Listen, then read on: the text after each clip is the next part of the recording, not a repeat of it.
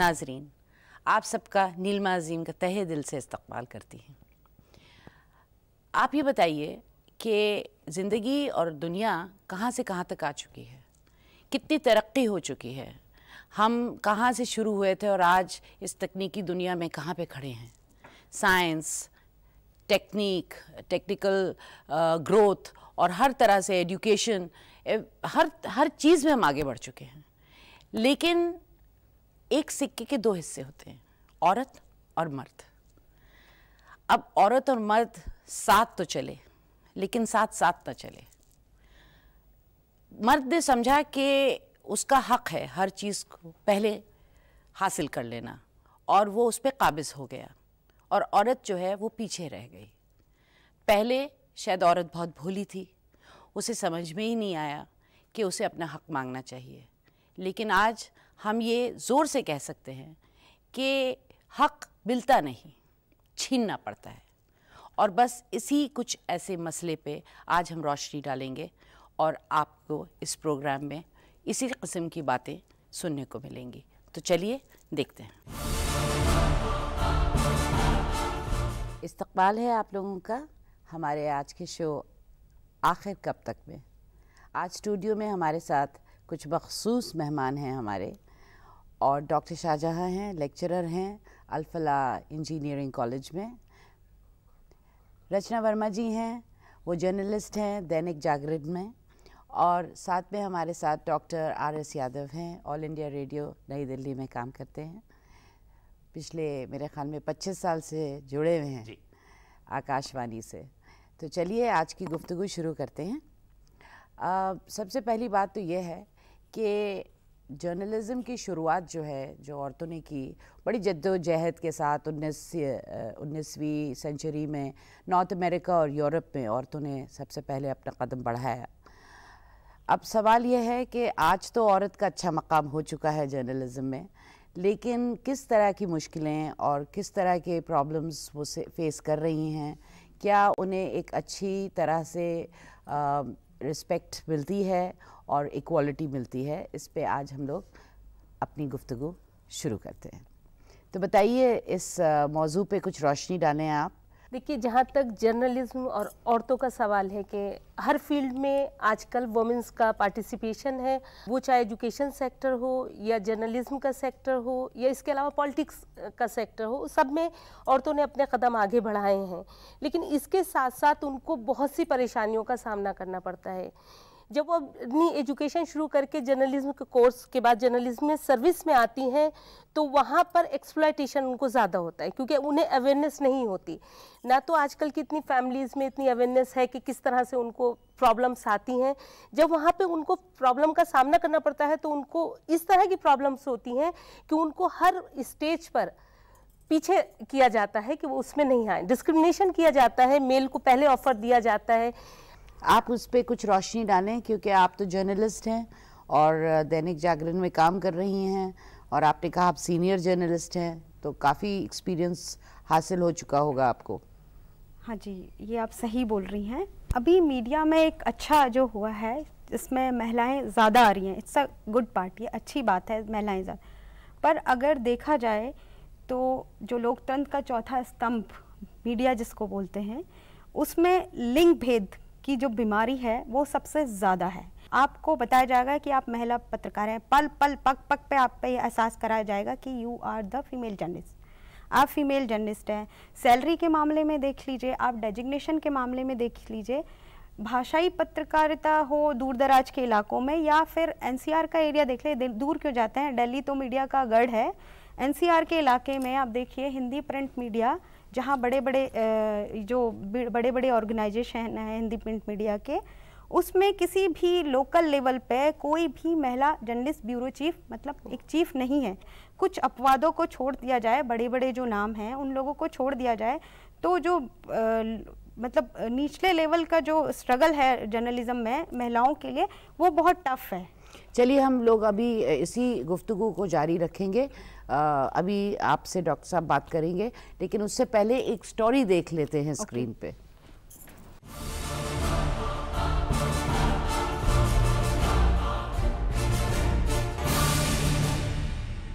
1780 में जर्नलिज्म की शुरुआत हिंदुस्तान में हुई पहले अखबार बंगाल गैजेट के साथ। तब इस पर सिर्फ मर्दों का हक था, औरतों के लिए इसे इज्जतदार पेशा नहीं माना जाता था। सन 1960 तक भी ख्वातीन को इसमें इतना मौका नहीं दिया जाता था। होमाई व्यारावाला हिंदुस्तान की पहली खातून जर्नलिस्ट थी। 1960 में हिंदुस्तान टाइम में एक जर्नलिस्ट को इसलिए नौकरी नहीं मिली क्योंकि ख्वातीन के लिए जगह नहीं थी। पर उसके बाद कुछ ही साल में वक्त ने करवट ली और ख्वातीन सहाफ़ियों के नाम सामने आने लगे। आज जर्नलिज्म में लड़कियों के लिए अच्छा खासा करियर है और आज कई नामवार ख्वातीन जर्नलिस्ट हैं जिन्होंने इस पेशे को आला मुकाम तक पहुंचाया है। मगर आज भी कई ख्वातीन जर्नलिस्ट बनने का ख्वाब तो देखती हैं, मगर समाज और घर वालों के ख्वातीन जर्नलिस्ट के नामंजूर रवैये को देखकर अपने ख्वाब को पूरा नहीं कर पाती।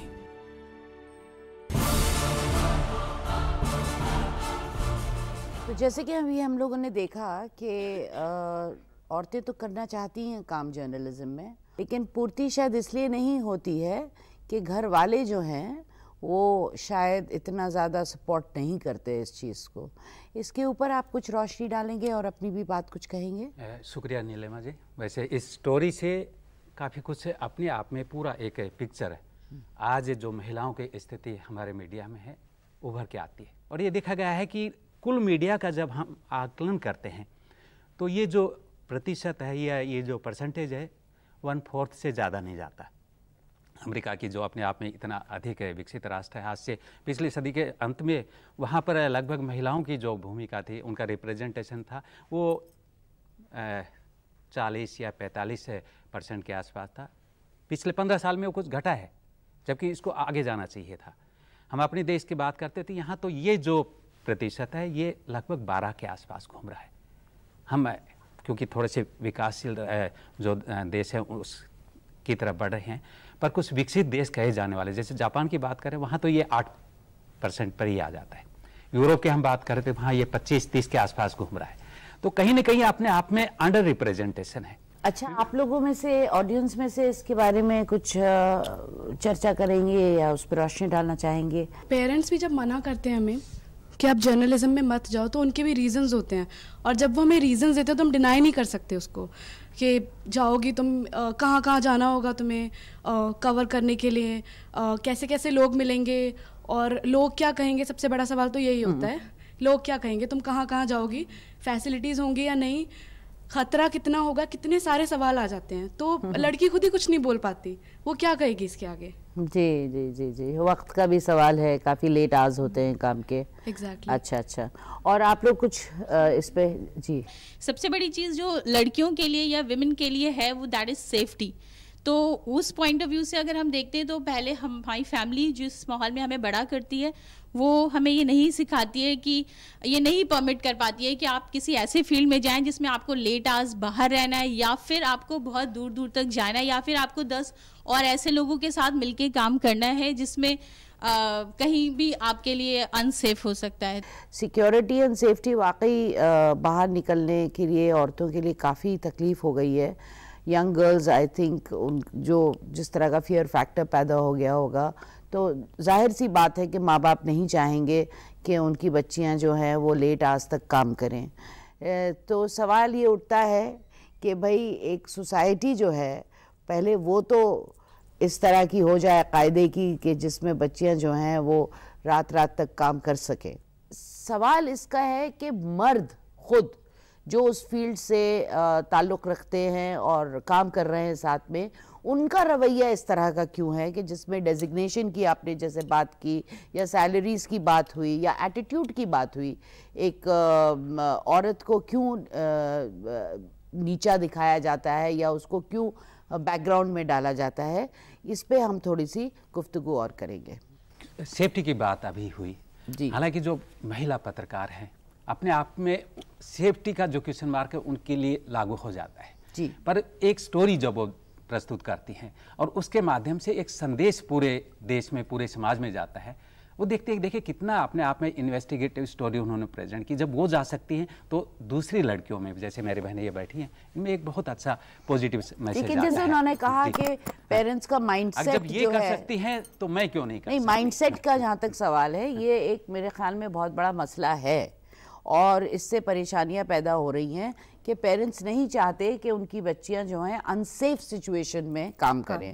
और जर्नलिज्म जो है वो सिर्फ लेट आवर्स से ही ताल्लुक़ नहीं रखता, लेकिन ये भी है कि आप किस किस्म के सब्जेक्ट उठा रहे हैं और किस तरह के लोगों को आप खफा कर रहे हैं, ये भी एक सवाल उठता है। क्योंकि अगर आप जर्नलिस्ट हैं तो आपको खुल के लिखना चाहिए और सही लिखना चाहिए। आप लोगों को क्या महसूस होता है कि लड़कियों के लिए कितना सेफ है ये फील्ड? जो पत्रकारिता का फील्ड है, सुरक्षा की बात तो अगर लड़की घर से बाहर जाती है तो सुरक्षा का पॉइंट ऑफ व्यू सब जगह होता है। जहाँ तक जर्नलिज्म की बात मैं कहूँगी, आपको रिपोर्टिंग में जाना है, उसके लिए आपके साथ हमेशा कोई ना कोई होता है, पूरी टीम होती है। पूरी टीम होती है। तो अगर इस वजह से लड़कियां जर्नलिज्म में नहीं आ रही हैं तो मैं नहीं सोचती हूँ कि ये कोई बहुत अच्छा सोचने का तरीका है कि इस वजह से हम जर्नलिज्म में नहीं जाना चाहते हैं कि वहाँ लेट आवर्स है।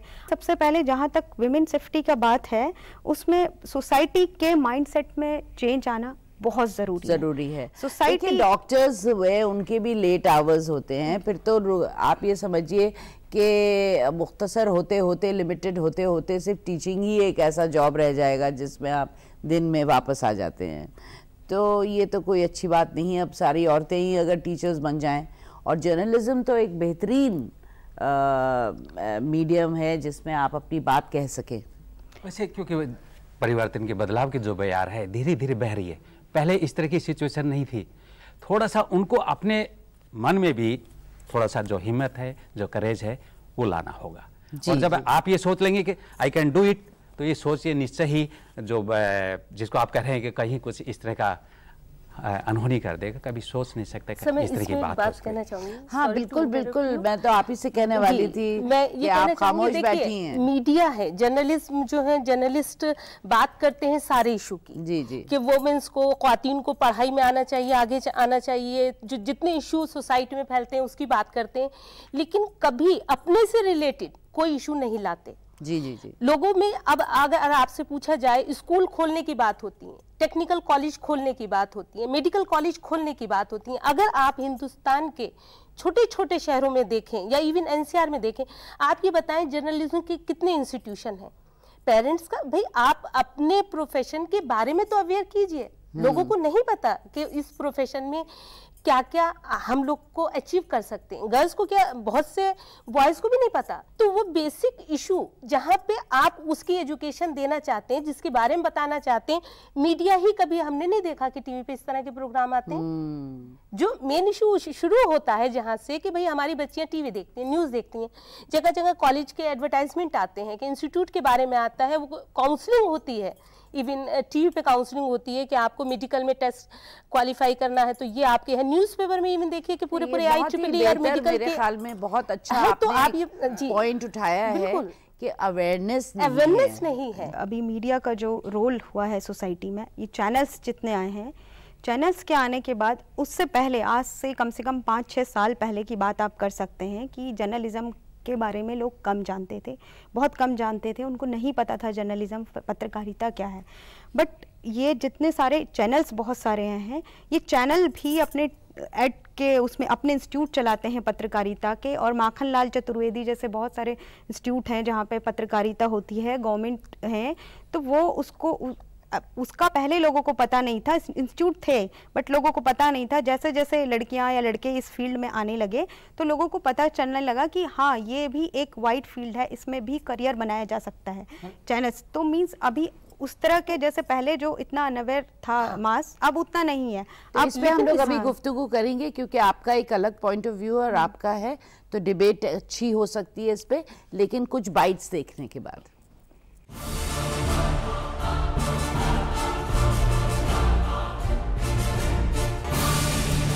फीमेल जर्नलिज्म का ही स्प्रेड होना काफ़ी नहीं है उनके एमेंसिपेशन के लिए। पुरुषों का अगर इतना किसी भी चीज़ में और कितना भी उसका वो रोल है, तो महिलाओं का भी इतना है। अगर कोई प्रॉब्लम सोल्यूशन करना है तो उसमें मर्द है। जो चीज़ मतलब औरत में नहीं मतलब कर पाएंगे वो मर्द कर पाएंगे। जब आज के दौर में हर लड़की हर फील्ड में आगे जा रही है तो जर्नलिज्म में भी जाना चाहिए। एबिलिटी की बात करें तो एबिलिटी तो आई डोंट थिंक कि कहीं कमी है लड़कियों की। इनफैक्ट वो equally shoulder to shoulder match करके वो चलती है। जर्नलिज्म के क्षेत्र में बढ़ने की वजह से अच्छा है ये कि वो एक लेवल पे जाके कर रही हैं, उसे क्या कहते हैं अपना, और एक स्तर उनका बढ़ गया है जो कि हम मानते हैं। रिलीजन वाइज देखें या फिर फीमेल खुद ही सेफ नहीं है तो उस कंपेयर में अगर देखें तो फिर सेफ्टी पर्पस से नहीं है। काफ़ी इंटरेस्टिंग रहा, लेकिन ये बहुत इम्पोर्टेंट सवाल है कि वो कौन से लोग हैं, वो कौन से वालिदैन हैं जो नहीं चाहते कि उनकी बच्चियां जो हैं वो इस फील्ड में कदम रखें। तो सेफ्टी तो चलिए समझ में आता है, लेकिन और जैसे कि इन्होंने कहा कि एक पूरी टीम होती है साथ में, और ऐसा नहीं है कि आप अकेले जो हैं रात को 12 बजे जो है इधर उधर भटक रहे हैं। तो क्या है वो आफ्टर ऑल वो किस किस्म का माइंडसेट है जिसकी वजह से लड़कियों को इस तरह का एक अंदर से फियर फैक्टर है या किसी किस्म की वहशत हो गई है या उनके माँ बाप को। तो इस पे ज़रा सा थोड़ा सा रोशनी डालें आप लोग।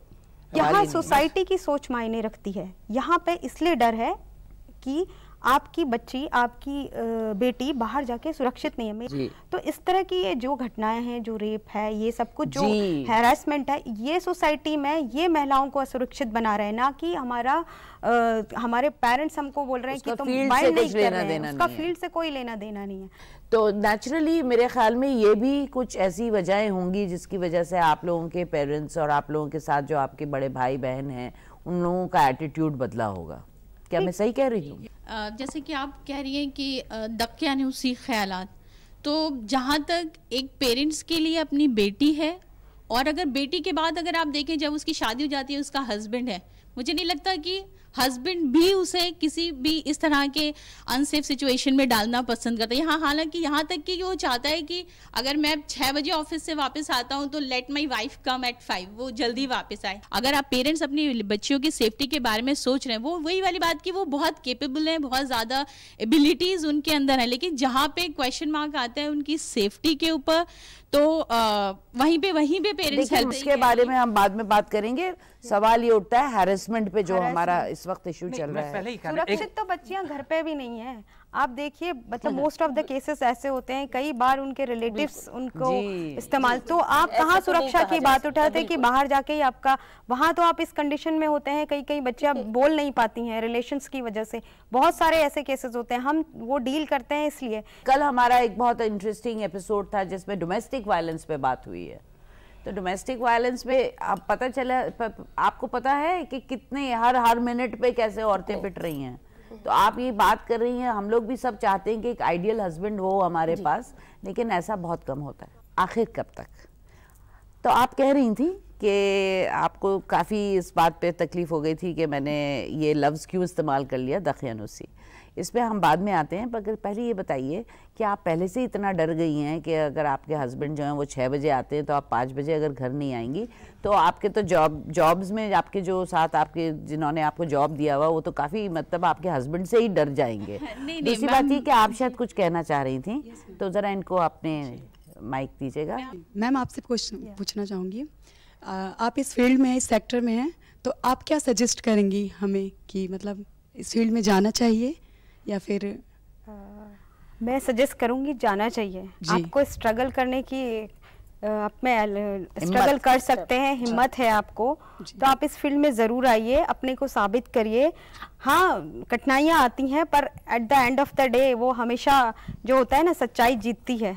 हल्की सी बात कहना चाहूँगी मैं कि जर्नलिज्म इसलिए एक बहुत खूबसूरत मीडियम है कि आप आवाज़ उठा सकते हैं और अपने देश से अपनी मांगे पूरी कर सकते हैं। ठीक है, और इसके बारे में हम आगे बात करेंगे, लेकिन कुछ बाइट्स के बाद।